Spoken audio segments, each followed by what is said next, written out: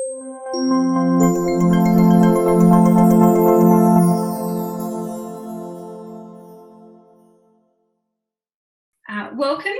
good morning, good afternoon, good evening to wherever you may be joining this session at the Maritime SheEO 2021 conference from. I know for our panel here, we have been juggling time zones to make sure we could all come together. And for some of us, it is very late at night and others early in the morning. Please join me in thanking this all-star lineup of marine pilots from around the globe for doing what they needed to do to make sure they could be here with us now. Thank you.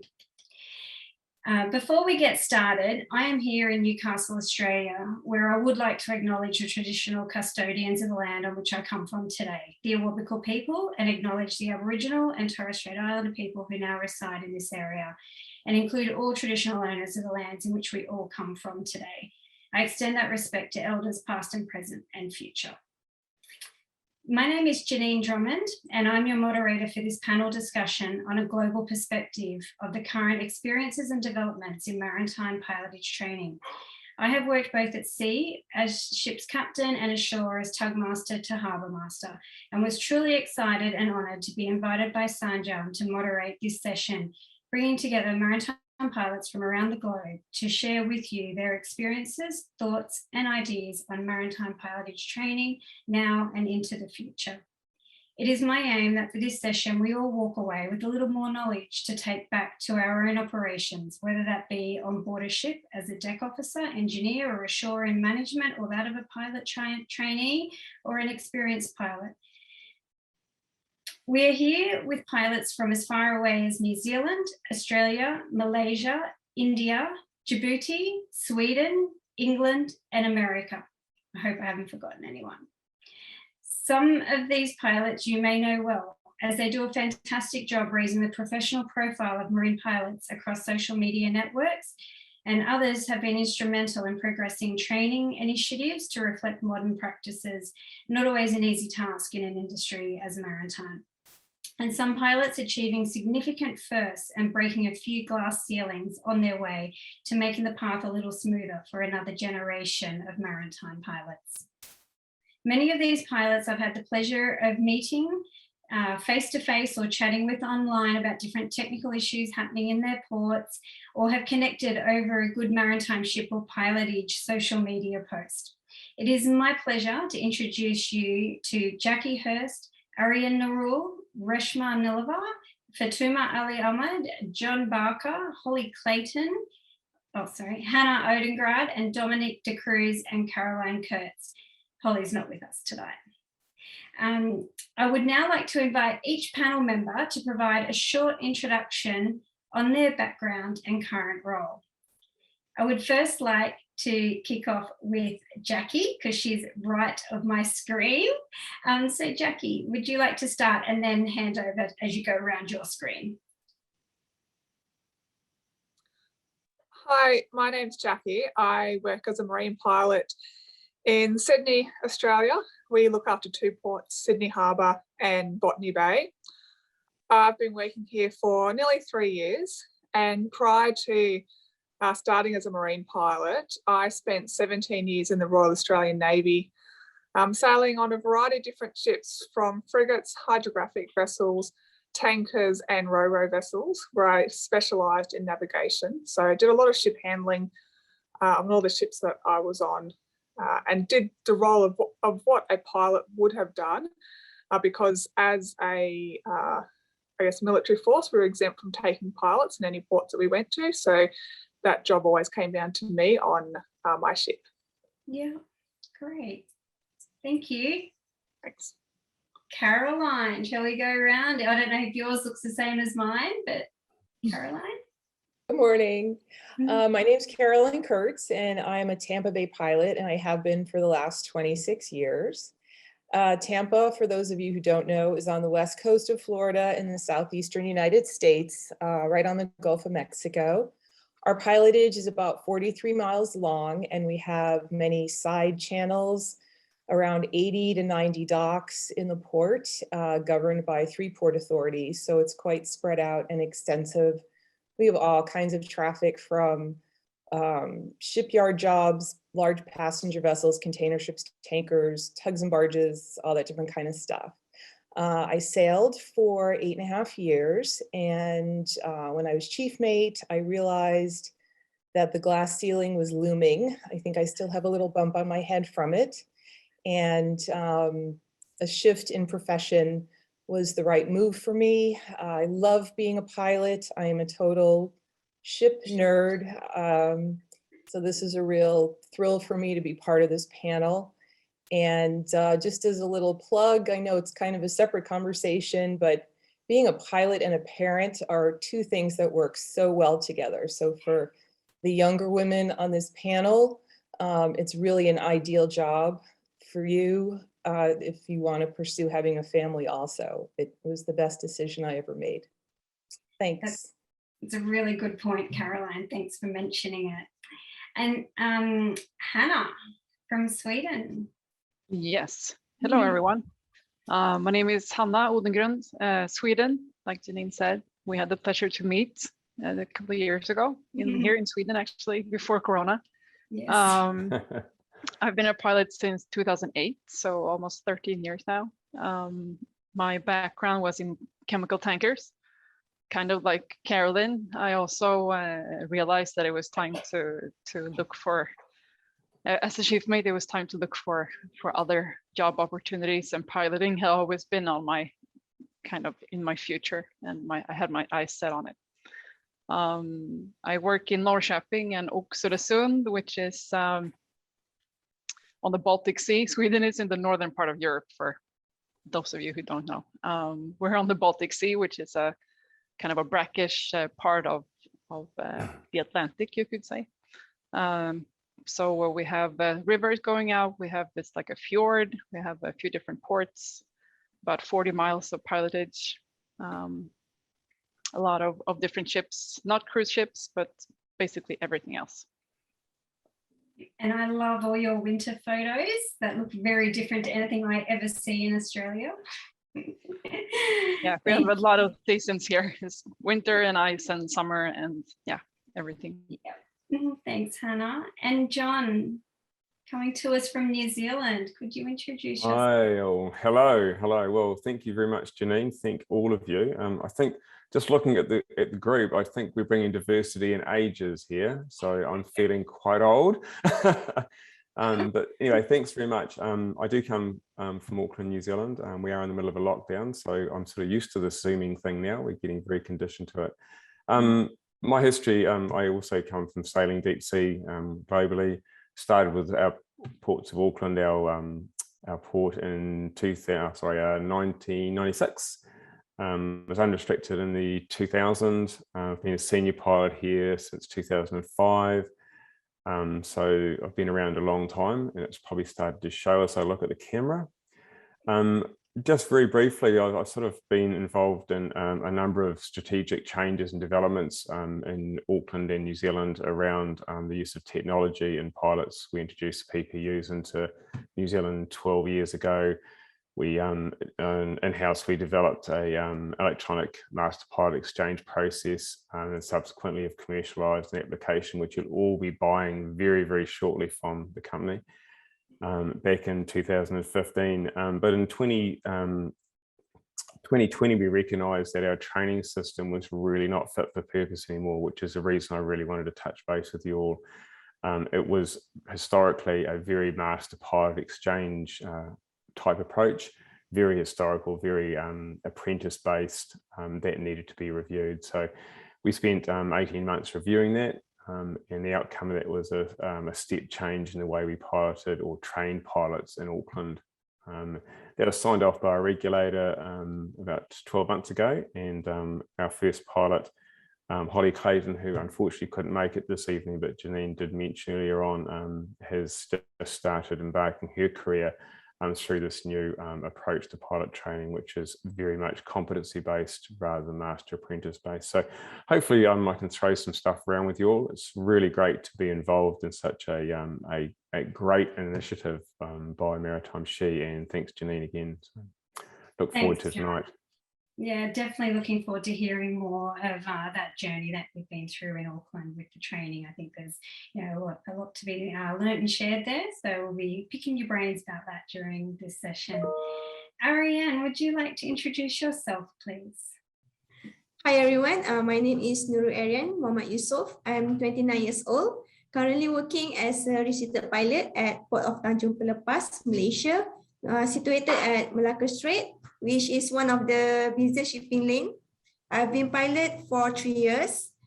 I started my sea career as an officer on board LNG tanker. I sailed for 4 years before decided to quit sailing and work ashore. It has been my dream job to become a marine pilot in PTP. For me, PTP has been very progressive in its approach towards developing human capital, specifically on women empowerment agenda. PTP provides me with equal opportunity to compete and in an industry often dominated by men and help me to continuously grow. As a result of this, I've broken the glass ceiling by becoming the first female pilot in Malaysia. Congratulations, that's so wonderful. And we're so lucky to have you with us this evening. Thank you. And Dominique, you are to the next of the screen. Would you like to introduce yourself? Yeah, hi, I'm Dominique and I'm a pilot in Harwich, England. I started my career having never been on a ship before. I did a sailing course, loved it, and looked to see how I could get into that career.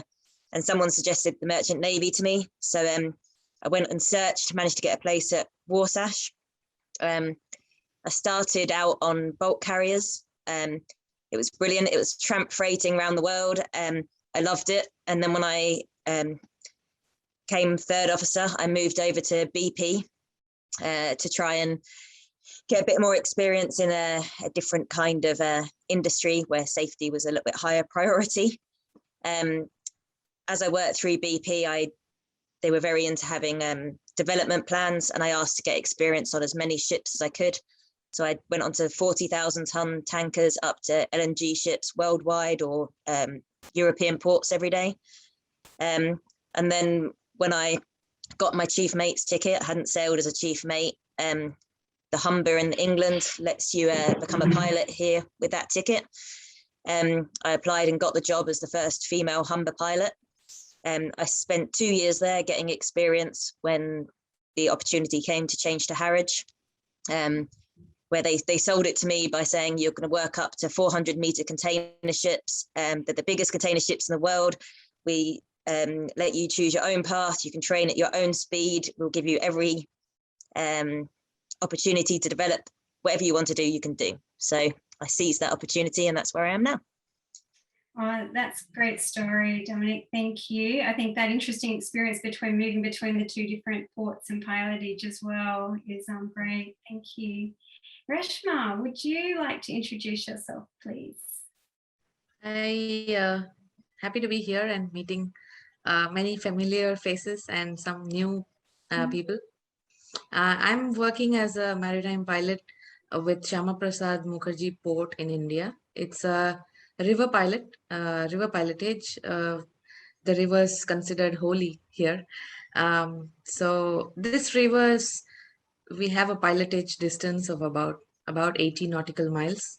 And further from there, another 20-25 miles of VTMS guidance, which is also taken up by the pilots themselves. And we take turns to do that VTMS duties and pilotage duties. And long story short, I trained for about 6.5 years to become a pilot. I started as a second mate. I sailed with Maersk Line before on their 9,000 TEU container ships for a couple of years, and then shifted here when I was still a junior officer. This port here, we hire very young junior rank officers, even fresh pass outs from maritime colleges, and we train them for a very long time in the river. So they get to see a lot of seasons on the river and get used to the different conditions in the different seasons. And once you finish your training, you start with the smaller ships. I've been a pilot here for 3 years now. 2018 was when I qualified, and 6.5 before that I was here too, to watch the different kind of ships. Usually we don't get cruise ships here.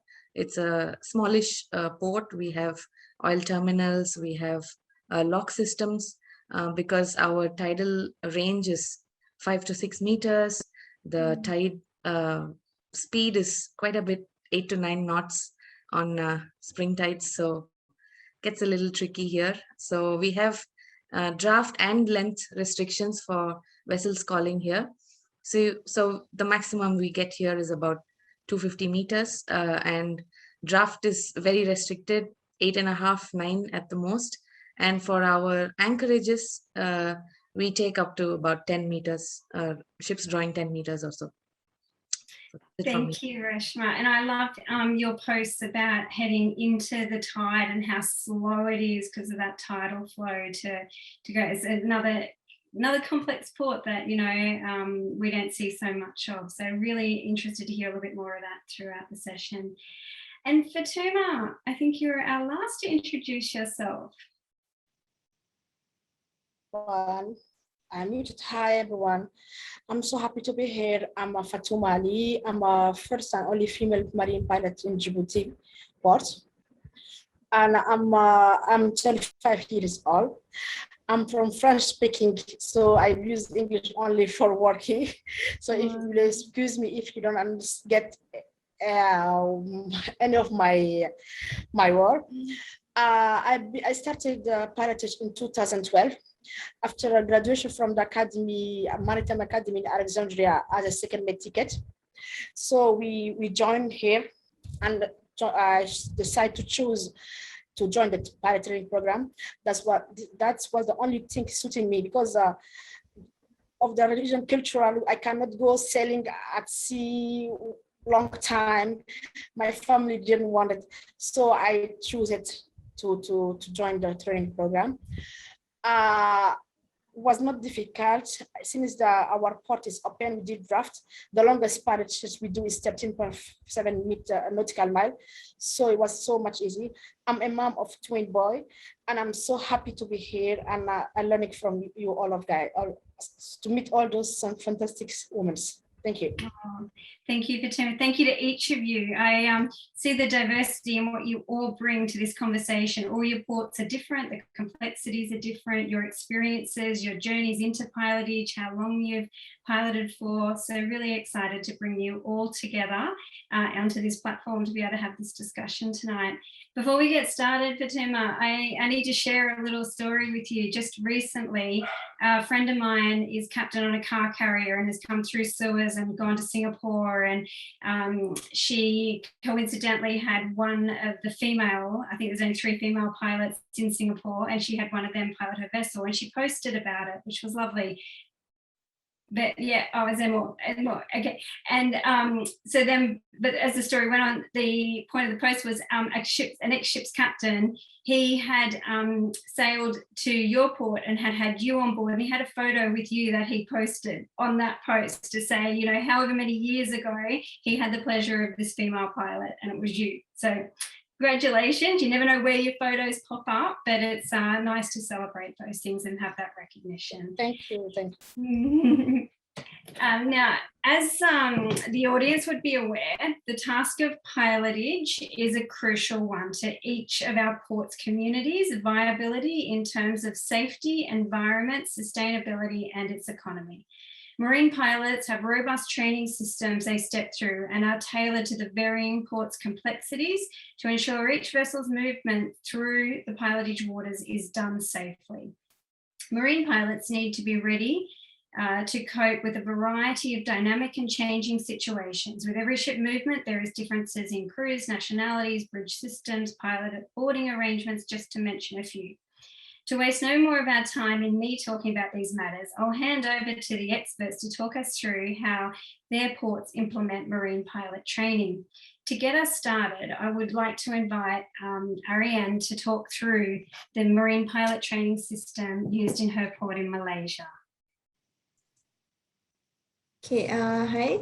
Okay, our training program are based on requirement of government regulatory body and license issuer, which is Johor Port Authority. We are subjected to Port Authority Act and pilotage bylaws. In PTP, we have 5 class of license. C class license allows a pilot to bring vessel up to 125 meter LOA. B class license can bring a vessel up to 175 meter LOA. Meanwhile, A2 license can bring a vessel up to 200 meter LOA. Next will be A1 license, which can bring a vessel up to 275 meter LOA. And finally, unlimited pilot license. From license C to license B, A2 and A1, the pilot must undergo training at least 6 months before upgrading to next stage of license, except from A1 license to unlimited license, the pilot should undergo 1-year training. A training pilot must also complete 15 metric courses that required by Port Authority, such as advanced ships handling, simulator, IMO convention, engine courses, and marine facility security officer. Usually from trainee pilot to become unlimited licensed pilot, it takes around 4 to 5 years. A newly recruited pilot shall undergo minimum 6-month training. So for the first 6 weeks, the pilot shall attach with Marine Management Office, and then VTMS, and lastly, tugboat. The purpose of this is for the familiarization of operation with layout, local environment, and laws. And subsequently, a training pilot shall start practical training on board vessel with the supervision of the senior pilot. The last movement of the total movement of vessel will be 240 vessels throughout the 6-month journey. And for the 4th month of the training, a trainee pilot will sit a written exam conducted by the Port Authority. This written exam only for upgrading to the first 2 license, which is license C and license B. Once the trainee pilot has passed the written exam, they can proceed to take their oral exam after completed their 6-month training and wait for the next available oral exam as per schedule.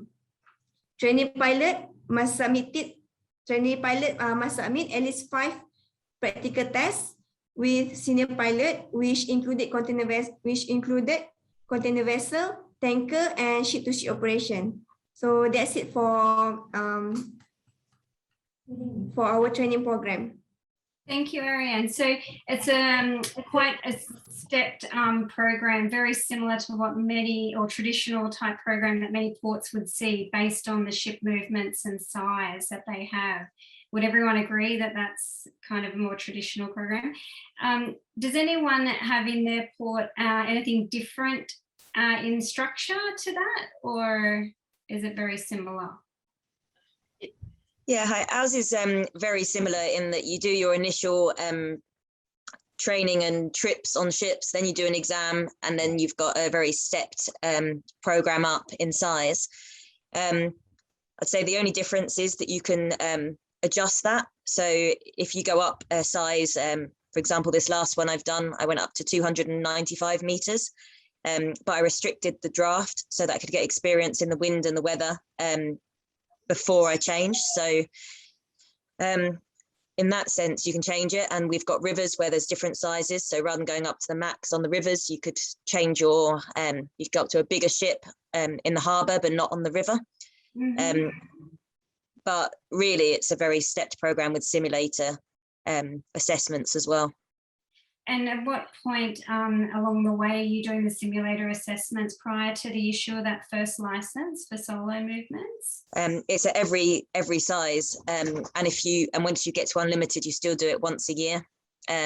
So, for example, this last one, I tripped on 300 meter ships to do my 265 meter license. Yeah. And then in the simulator, we did 295 meter ships with max draft and 25 knots of wind. but then I went up to 265 meters. So then when I changed from 265 to 95, for myself personally, I felt quite confident. I'd already done trips and assessments on 300-meter ships. So I did the minimum amount of assessments, which was 8 for us. And then I went straight to the simulator to go up. And again, it was just on 300-meter ships at max draft, max wind. Yeah, okay, that's interesting. And Dominique, when you move from one port to another, is there any recognition of any prior experience, or do you sort of just start the program that port has based on their needs? For this port, for an interview stage, you do a 2-day simulator interview. So you go and you drive ships in the port. Some of the guys that were there with me were second mates on cruise ships, or they had a lot of experience on the river. They'd come from ferries. Some had been pilots in other places. So it didn't really matter your background. What they wanted to see was that you'd be willing to learn, that you could listen when they gave you advice.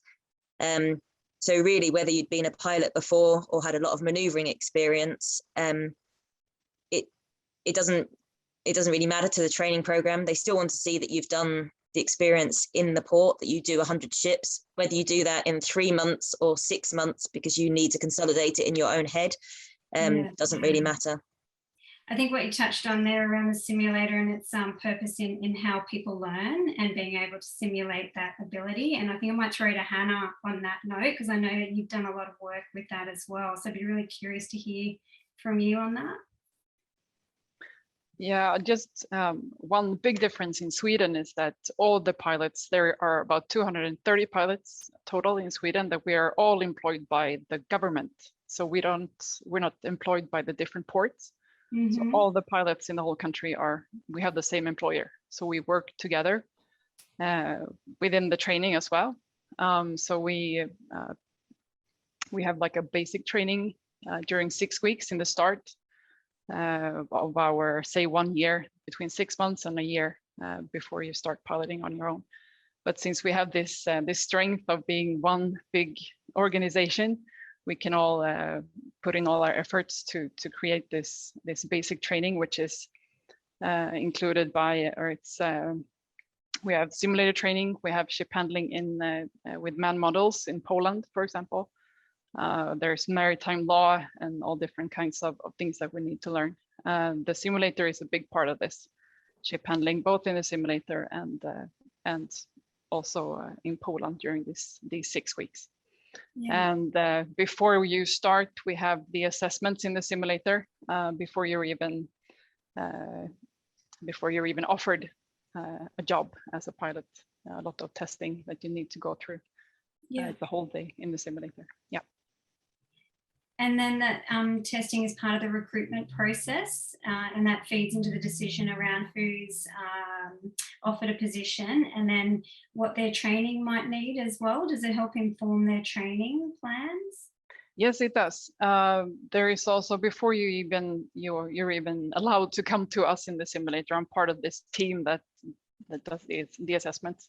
You're passing psychologist exams. It's the same recruitment agency that the police academy and the armed forces are using.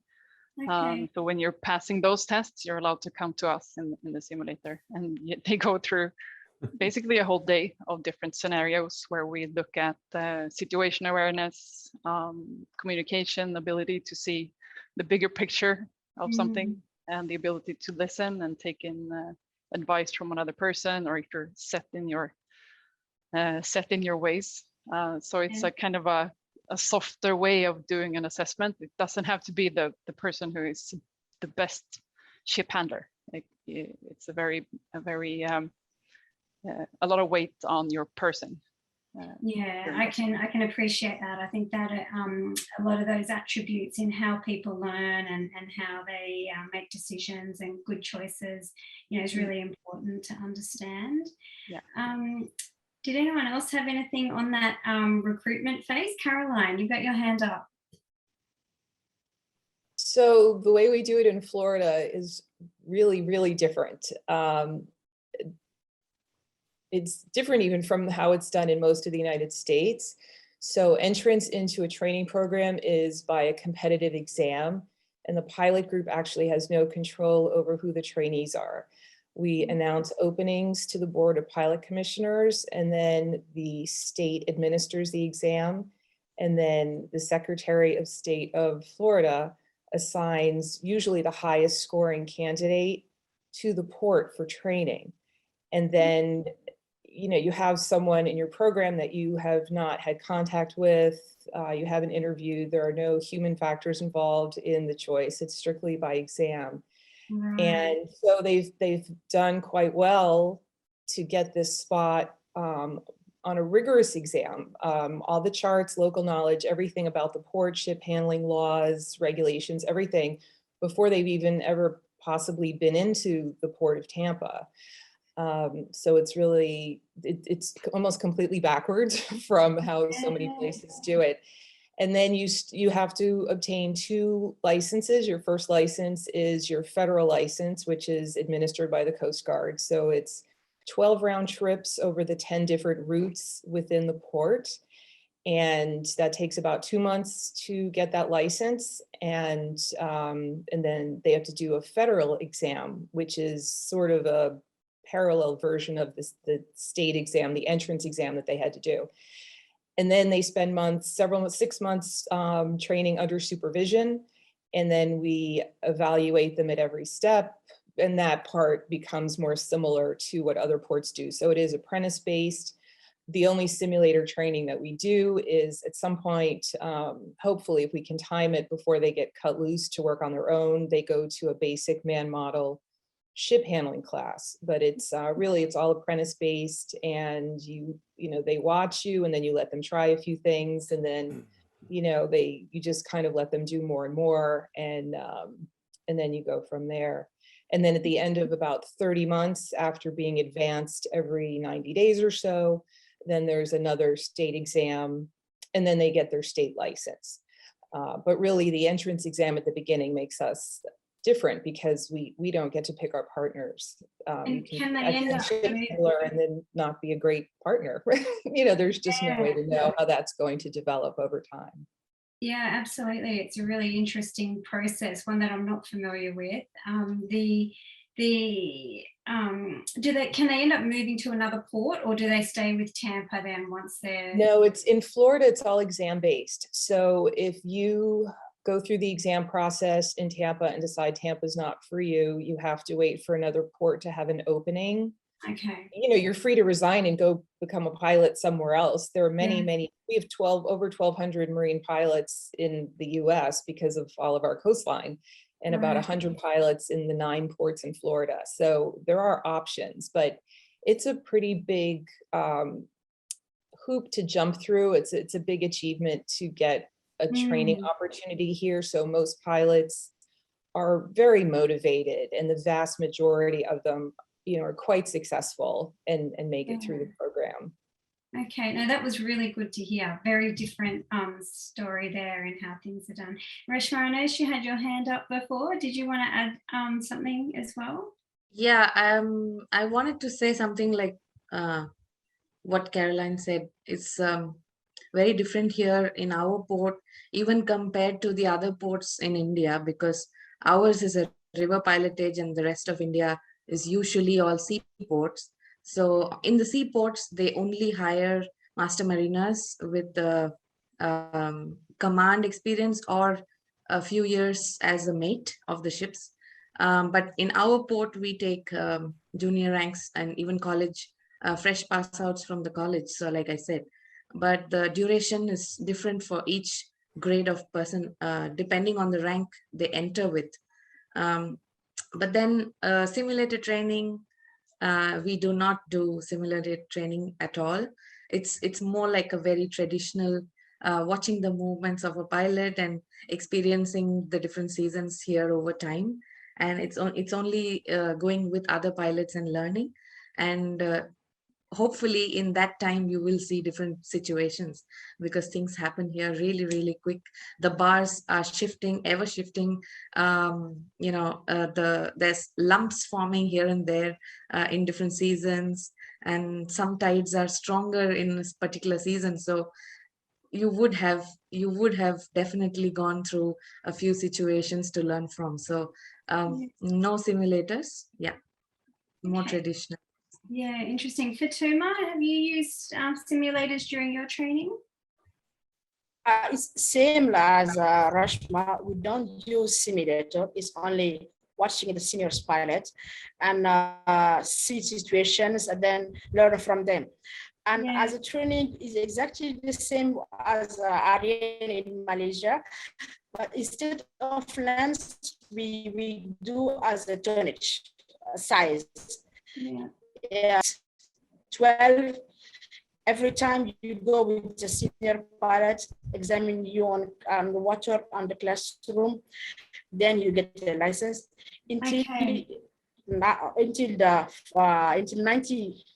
90,000 GRs. Then you'll get your license. Right. Okay. So stepping through, but without the traditional more time on board, gaining that experience.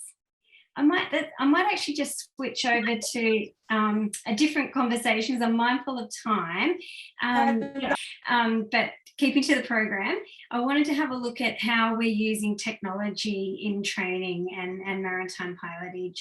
So I just wondered, Jackie, would you be able to give me a little overview in Sydney and Botany, how you're using PPUs or electronic master pilot exchange or anything like that you may have? So we use PPUs for all of our transits. It's just been made compulsory early this year that a PPU is required to be carried on every job. We use Trelleborg CATs as a hardware and Safe Pilot as a software, and it's all on the iPad, so it's very user-friendly. It's very user-friendly software, and being on an iPad, it's I think quite easy for most people to use that have used iPads in the past. We've also just recently started an electronic master pilot exchange. So at the moment, only about half the pilots are using the electronic form.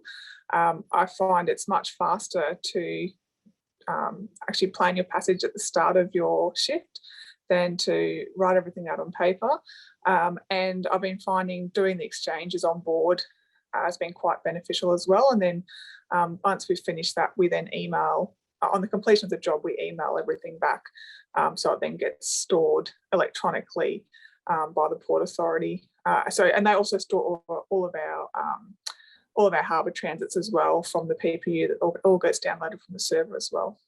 Yeah.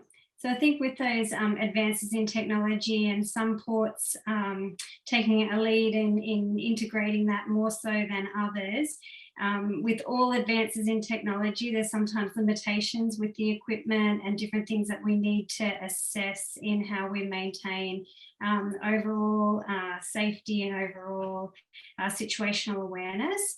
And I know Caroline's got some really good comments on this, as too as John, which I'd like to hear from both of you, and then anyone else who wants to put their hand up as well. So I don't know whether, Caroline, did you want to kick off on some ideas around the training aspects of integrating PPUs or Rectors, please? Sure. Yeah, thanks. So as one of the older pilots around, we did not have any of this technology when I started piloting. So it was look out the window, look in the radar, avoid situations rather than creating situations, go more slowly, all of that. And with the advent of PPUs, of course, all of that has changed. I'd say maybe 3 years into my training, we received the first sort of generation of carry aboard units. I think we were the second port in the United States to do that. And you had to carry a transponder and a radio. It was a 25-pound suitcase in a Pelican thing that you had to carry on board. I needed a Sherpa basically to go to work. And it was for your own ship positioning. So it really had nothing to do with traffic management or rate of turn predictors or any of that. It was really designed for restricted visibility and having your position in the channel.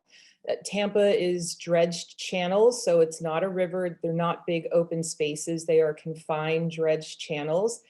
And so there are specific center lines. So the cross-track error is the data that we were working with most of the time. You would see another vessel if that pilot had a transponder. We had several regular customers that got a set of this equipment so that we would see them also. But if you didn't have a transponder, you were not visible. So again, still radar, looking out the window, all of that was very important. So I'm going to fast forward now, and we've had several generations of this equipment over the years, and now we have, similar to what Jacky's described, an iPad and 2 little boxes. We're using Gyro Pilot, and they're these teeny tiny little things. Everything's wireless. The battery life's amazing. The predictor is incredible. Just, it's so high tech and so up to the second. You know, of course, the temptation is to rely on this because you feel like you're getting the most accurate information. And, you know, as an older pilot who learned how to integrate this into my existing practice, I was mistrustful of the technology and kind of learned how to adapt it into what I was doing. The new pilots have been using iPhones and computers since they were 2. And so they trust the data, they trust this technology. And so it's wonderful in one way, but creates some issues in another way. And the heart of it is, you know, overdependence on technology that you believe to be reliable all the time. And so it's very interesting to see a new pilot starting out in their first couple of months, and, you know, the building of confidence as they learn their skills, and then they go out on their own with the PPU and they become fearless, which I don't necessarily see as a positive quality in a pilot. I think there's this little healthy nugget of nervousness. Fear might be too strong a word, but that you really need to be on your toes in the rain, in the fog, in the wind, and whatever. And the new pilots that completely trust the technology, they don't have that that little sense of anxiety that keeps you sharp. And so, you know, you have this precise information. You can turn in a basin and dock without even going outside. But so then they go from being confident to being falsely confident. And then if the equipment fails, then they are lost. And so their skills degrade after you've spent all this time during training and restricting their use on PPU while they're training, so that they develop their situational awareness, their keen sense of rate of turn, all of those things. And their skill level is exponentially, you know, it just goes up so quickly those first couple of years. And then they become dependent on the tablet because it's so easy to do. And then their skills start to degrade. And so, you know, the challenge is finding the balance. And that's my struggle as a trainer and as a pilot, not to fall into that trap myself, and to really try to instill in new pilots that you're a pilot. You're not an equipment operator. This isn't a video game. This is a serious real life dynamic situation. It's a high risk maritime environment, and your skills have to be sharp, even if you're using this really incredible equipment that can help you so much in certain situations. So it's really a push pull. And I know like the time is getting short, but you know, there's, in my mind, there's training and there's education. And training is when you learn how to use equipment to accomplish a task. And education is when you use all of the data around you, your experience, your visual cues, and your electronic data to make decisions. Piloting is just decision making from one moment to the next. Nothing happens without the pilot making a decision. And to be a problem solver and a decision maker, you have to have internalized the education, not just be able to look at a screen and react to what you're to to that point, Carolyn, I'm really curious how people integrate. So how are we integrating into our training the perceptual scanning, or how are we rotating through all of our available means, the electronic, the visual, the instruments? What are we doing as a system? Does anyone have any ideas on that? How are you training for it? John? Yeah, I think Carolyn's brought up some really valid points. And if you just take a step back, rather than the consequence side, which is what you're talking about, Carolyn, like how do you manage people's lack of, actually, if you go back to the core of the training, and the training starts with the demonstrations of competency. So if I felt the trick around this was to move away from that iterative approach to bringing, whether it be technology or systems or demonstrated technique, into a trainee, and actually have them demonstrate competency around anything, whether it be a ship handling fundamental or a technology or a system or a risk assessment, and made it their responsibility to demonstrate the competency, rather than this amorphous idea that they learned by association, which is generally what we're hearing around the place. No, we learned by watching the senior pilot. We did more time, you sort of how many jobs, how many seasons, how many bars, just kept on repeating things over and over again until we got it. That didn't necessarily mean that people were competent. It just means they could repeat things over and over again.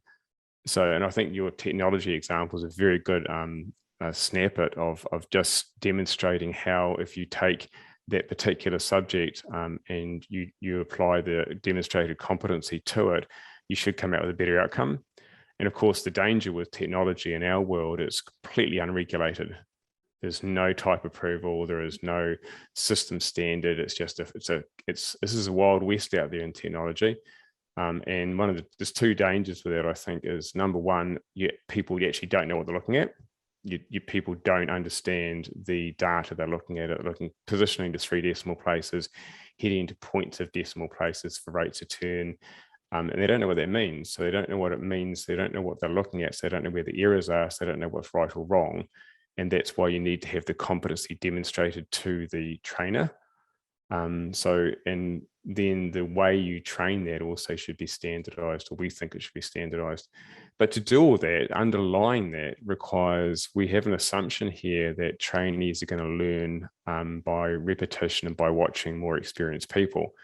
But when it comes to assessing whether a trainee is actually learning or demonstrating that competency, what do you do with the people that actually are assessing that? So historically, we had more experienced pilots doing the assessment, but their ability to assess was based on the fact that they've been doing it for 20 years. So we want to challenge the idea that the more experienced pilots, the people that have been doing this for 20 years, 15 years, 10 years, are we in the best place? Are we the best trained that we can be doing to assess whether someone's demonstrating competency in technology and systems and risk assessment and actually fundamentals around ship handling? So I think that it speaks very pointedly to the fact that it isn't so much the subject matter, it's the approach to it.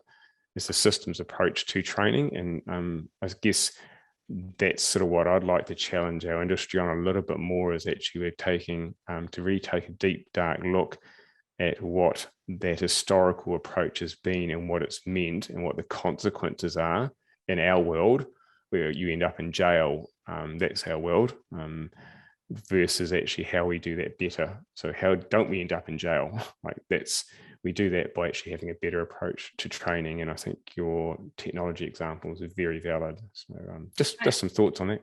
Yeah, Jeanine.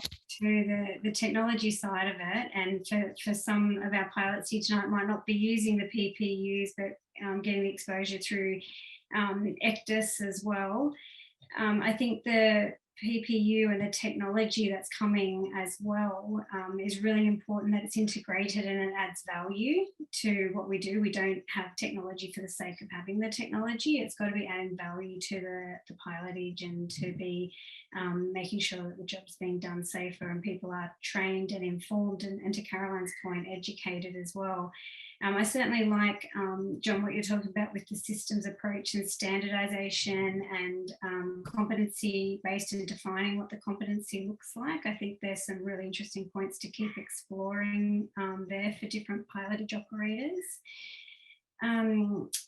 I am so mindful of time because I feel like I'm only just getting warmed up and I could just keep talking to you all night, and I know it's the morning and you've got to go to work and do things. So I'm just trying to think what is the best things to like bring home right at the end of the session. And I'd like to hear a little bit more from some of you that haven't spoken as much. So I think I want to hear a bit about mentoring. You know, mentoring is something I feel is really important, and mentoring internally and externally as well, learning from each other. I think, Hanna, you've been doing something recently with mentoring as well. Do you want to share that with us quickly, if that's okay? Yeah, sure. Since I started in 2008, my first days when I started they were not really good. my welcome was kind of, anyway, not so good. So since then, I decided that I wanted to do something about this. So what I'm trying to say is that I've been involved with the training and mentoring parts for at least 10 years, I would say. And now we are at the start of a mentoring training course, you could say. So we're inviting 12 of our mentors, active mentors in our organization to a training. It's basically like a leadership training, you could say, but it's adapted and adjusted to our world and our organization and what we do as pilots. So we have an external trainer who comes and gives us all different kinds of views and tools to use within feedback and how people learn, learning circles, and the philosophy behind the different personalities and how we all take in new information and how we can meet each other at the point of where the new pilot is, instead of applying our own set minds to their training. If that makes any sense. It's kind of philosophical, but I think it's a really good point to be trying to match to what the trainee needs and not always go the other way, and to be developing a mindset around that is great to see. Well done. This is really, really new, and the first course is now in December, and it's going to be really exciting to see what comes of it. And I'm happy to share with you whenever we have an evaluation after. I think we should do a session just on mentoring for pilots. We'll do that. We'll do a session on technology, and we'll do a session on speak up culture. We'll do one of these a month, I think. I did want to touch on another mentoring relationship as well. Did Carolyn or Jacqui want to mention how they met? Jacqui, go for it. Well, like Hanna, my welcome was probably very similar to yours when I started in my port. I was assigned a mentor pilot in my port. He was very, he was great with me. Unfortunately, he's retired. He retired earlier this year, so I don't have him to lean on anymore.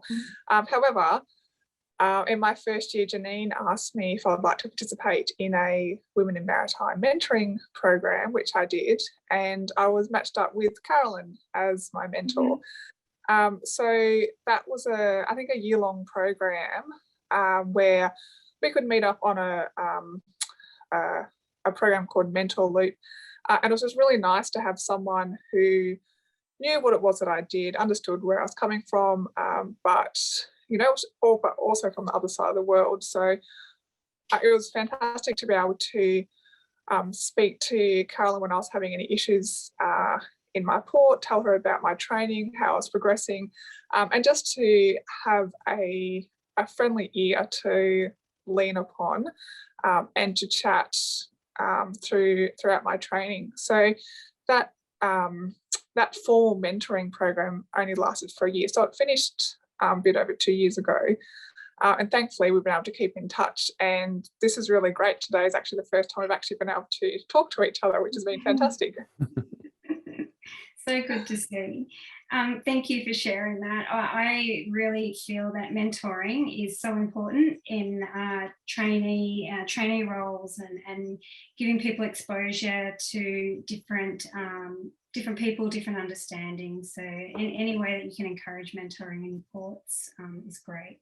Did anyone else have anything to add on mentoring at all or their experiences with it? Dominique, I think I saw you put your hand up first. Hi. So when I first started in both the ports where I've been a pilot, I've had an official mentor who for the first bit of training has been there and been my first point of contact. And it's a nice resource to have when you don't know anyone else yet. But I found that the most useful thing for me was as I'm tripping and we're tripping with different pilots, you find some that challenge you more, some that give you better feedback. And generally, I've just found 2 or 3 people who are close to me on the roster or who I get on well with or who just answer the phone really quickly. It's also something that's useful. And I found that those people who you can bounce ideas off are invaluable, and they've helped me a lot. Yeah, great. And I want to add one more thing to the mentoring is around the speak up culture, psychological safety. And when you're training, having people that you can go to and share openly your experiences and not feel judged or you know, where you don't want to speak up. I think speak up culture is really important. And I saw Reshma raise her hand before about the mentoring, but I also wanted to sound her out about this. Is it the coffee room chat that you mentioned, Reshma? Yeah, so it's officially called the smoke room in the pilot vessel. So between movements, we stay in the pilot vessel. So this is where all the chats, all the mentoring and all the discussions happen. So we sit in the smoke room and everybody shares their, you know, every day's business, how it went by. Now, it's also the place where a lot of mentorship. It's not an official mentoring happening there, but then it's not streamlined, to say the least. But this is how we you know, handle the situations and we learn from the others. And it's also happening that, you know, you had somebody help you through a situation while you were going through the situation, and then you also go there to the smoke room, and then there's a whole lot of seniors and everybody else who will give you better points, you know, how you can do this better next time, what could have been avoided and things like that. So it's a whole assessment of how you did this, you know, his situation was handled. That's how I know what would I do if in situations where I have personally never faced, but maybe somebody else has faced that, so I learn from them. And also another thing which happens here is that, like, recently we had an incident where the pilot was a very junior pilot. He has just started out, and then just after he hauled out from an oil jetty, the vessel we think that the vessel smelt bottom. We have very fine silt here, so should not be a problem for the ship with the integrity, but otherwise it's still a problem where the ship is not moving.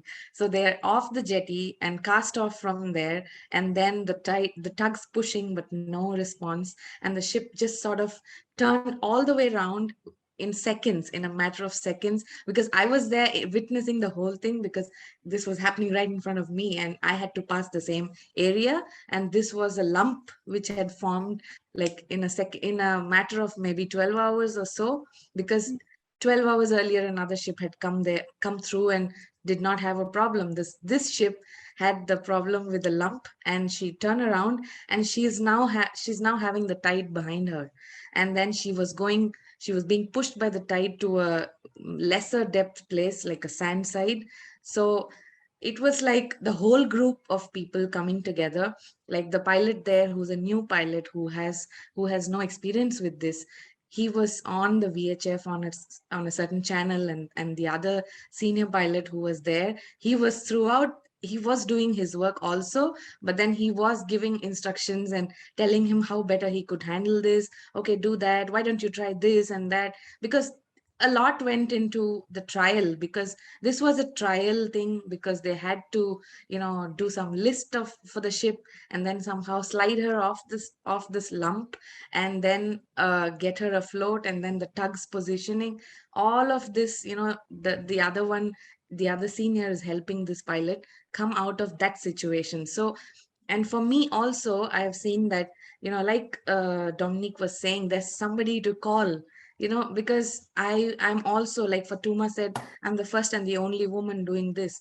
So when I came here, I did not have a woman who could hear my issues. But then luckily for me, there have been other male mentors who've been very supportive, and there are some whom I can call any time of the day, be it middle of the night or something, you know, just to ask for a question or two. Yeah. Reshma, I just love that your experiences, even pilotage wise, and that story you've just encountered and spoke us through, it's so different to, you know, what we would experience in other ports. And the senior pilots whom I'm talking about, who are doing the mentoring, they have had something like 20 years experience here. So they are the ones, like for us to get your unlimited license, it takes almost 20 years of experience. So that's why those are the ones who mentor. It's great to see. And does anyone else have any examples where their team provides that psychological safety, that speak up culture? Is there any things that make that easier or that you recommend others to do?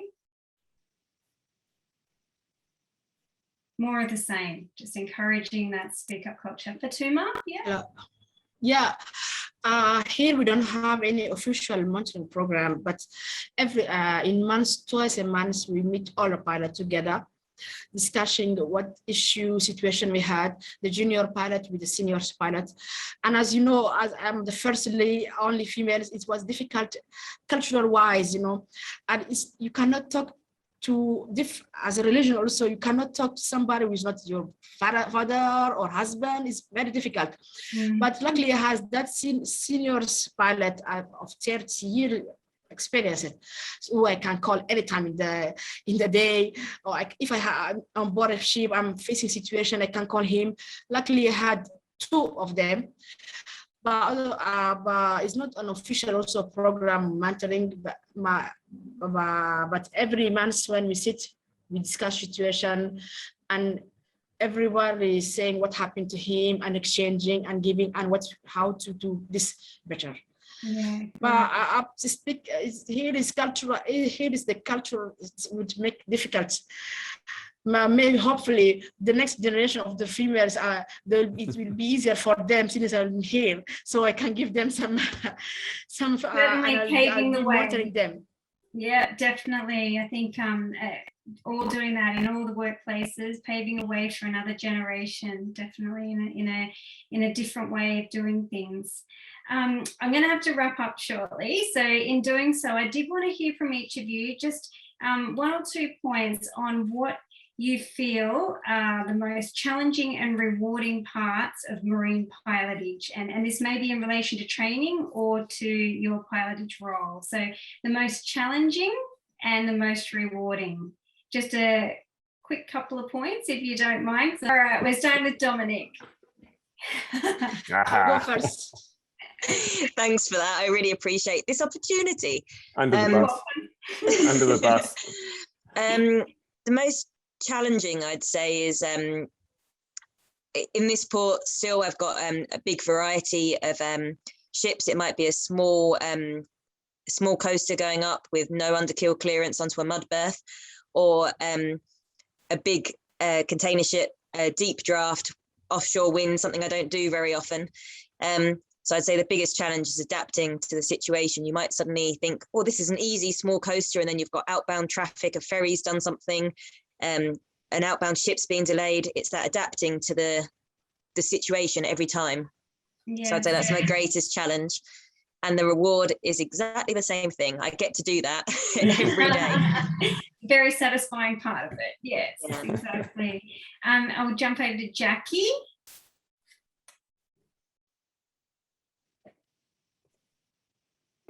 I would say the biggest challenge I found, it relates to training in our port. So we go out with every single pilot.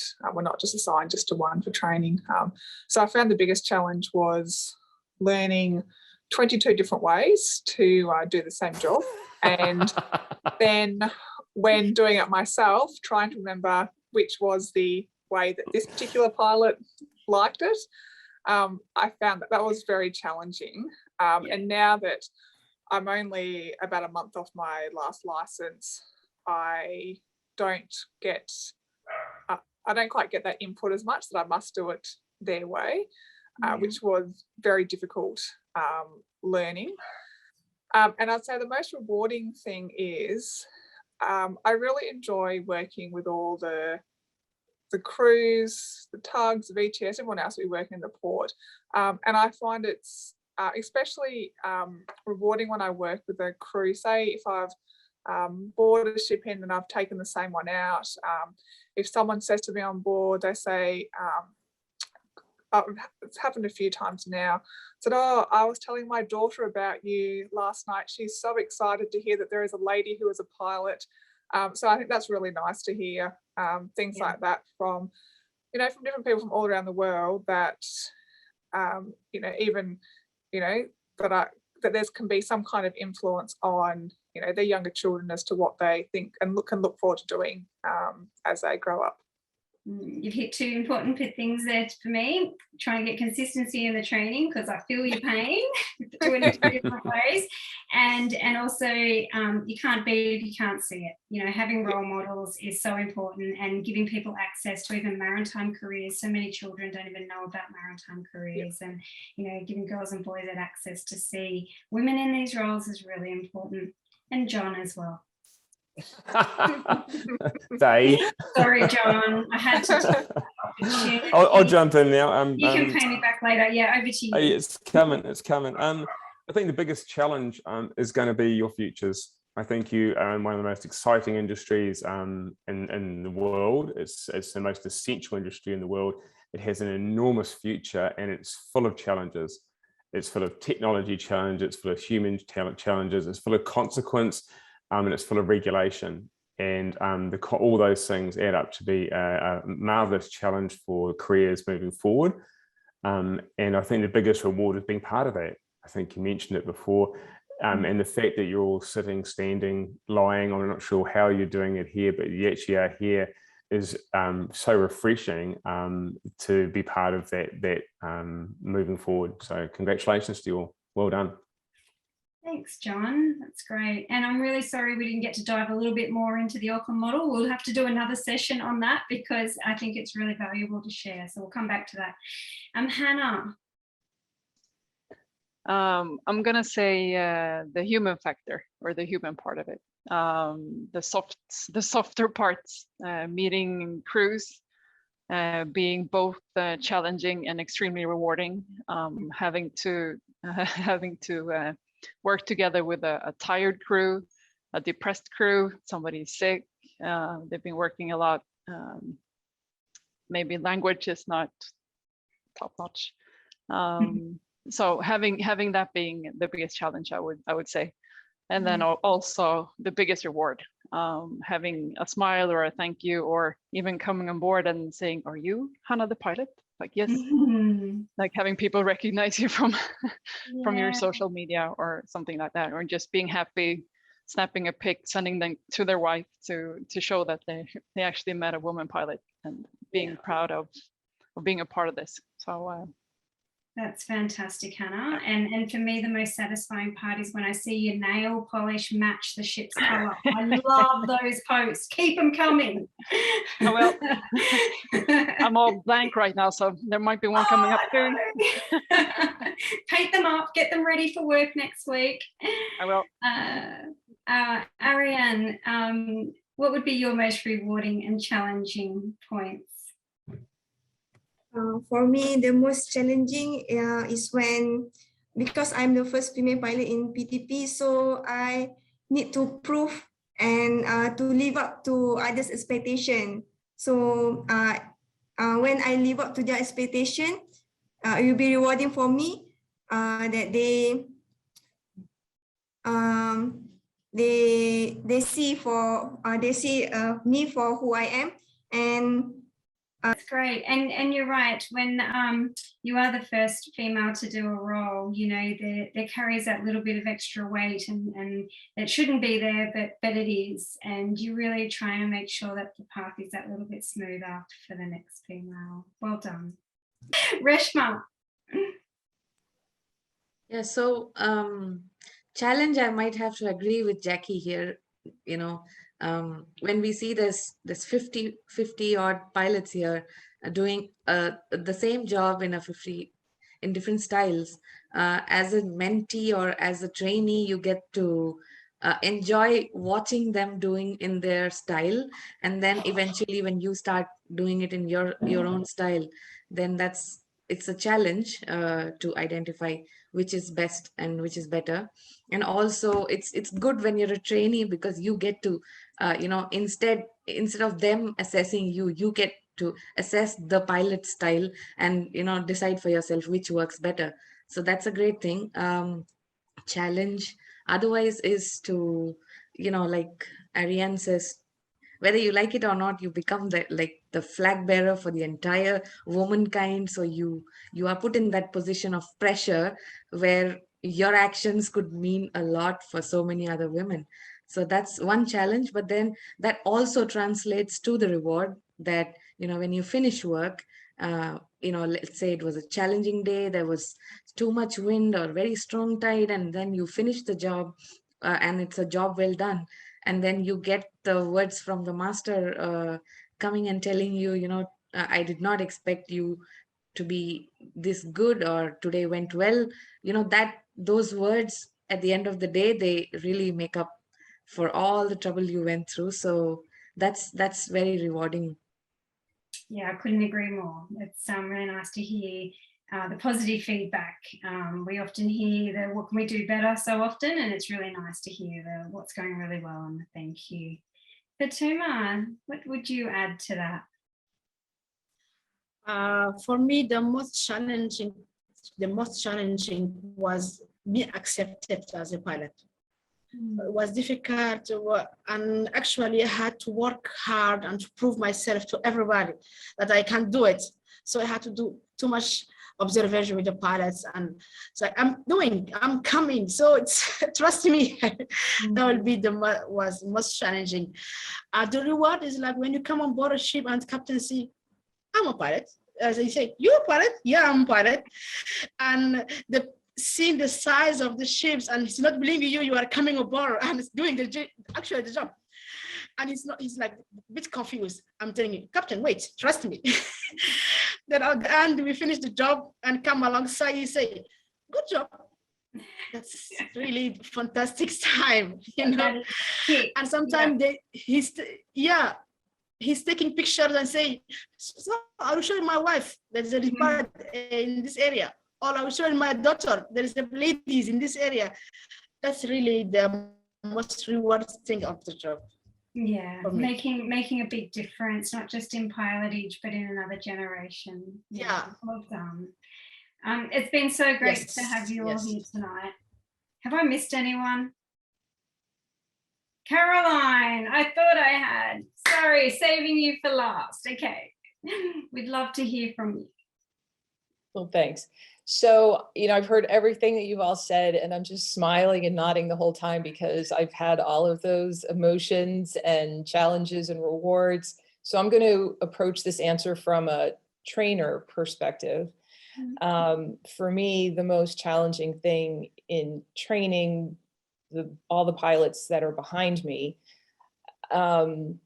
if I have a trainee that's resistant to training, that has happened where I feel like they're not used to a woman correcting them. It's a cultural thing in the United States in certain parts of the country. So I've run into that a little bit, which still continues to surprise me given my tenure here. And then really a bigger challenge than that is when I have a trainee that's trying so hard and they're not quite getting it. And so trying to strike a balance between them, severely might be too strong a word, but you know, this is important and they need to understand, you know, so you can't mince words when things aren't going well, while not crushing their confidence, because that's such a delicate thing in those early days. So you want to be able to encourage someone while giving them constructive criticism and hope that they are receptive to all of that. So for me, that's a challenge as a trainer, as a senior trainer. The biggest reward for me on the flip side of that is, seeing one of my trainees on the first day and then just watching them bloom, and the growth is exponential. They're so excited, they're enthusiastic. They finish a job and they're just like, oh my God, I just docked that big ship, or, I just did this whole thing in the fog. And so the rewarding thing for me is seeing my trainees become pilots and leaving the nest, and then meeting them on the bay and they're on their side of the channel and I don't have to worry about them. So it's really good. Carolyn, that's a beautiful way to have ended the session, because I think exactly what you said around the challenges and the awareness for training pilots, supervising pilots, to have that balance they need to take in the way that they help improve the pilot's training is so important to get that right. And at the same time, the reward in seeing them out there working, I think it's, perfect way to have ended this session. I just want to say, wow, such great conversation and discussion on so many great parts of maritime pilotage and training. And from all around the globe, we all have so many differences in our ports and the way that we train or do our movements. And for you all to come and share with us tonight, I'm really grateful. It was such a great opportunity to listen and learn from each of you. And I really could chat with every one of you for hours. And I would like to take that up sometime in other discussions, because I know how much more each of you have. And I would really love to be able to explore that a little bit more, because I think there's some audiences out there that would benefit a lot from hearing your different perspectives and experiences and what's your thoughts. Thank you each of you for making the time together for this panel discussion and bring your own unique experiences, thoughts and ideas with you. I thank the audience for tuning in to hear this amazing group of marine pilots speak, and I'm sure we're all walking away with a little more knowledge and understanding to take back to our own operations or career aspirations.